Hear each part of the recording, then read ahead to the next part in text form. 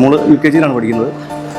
ഞങ്ങളെ സംബന്ധിച്ച് ഒരു അക്കാഡമിക് ഇയറിൻ്റെ പകുതിക്ക് വെച്ച് ഇവിടെ വരുമ്പോൾ എങ്ങനെയാകും എന്നൊരു ആശങ്ക ഉണ്ടായിരുന്നു. പക്ഷേ ഞങ്ങളുടെ മുൻവിധികളെ പാടെ മറിച്ചുകൊണ്ട് കുട്ടി വളരെ സ്മൂത്തായിട്ട് ട്രാക്കിലേക്ക് കയറുകയായിരുന്നു.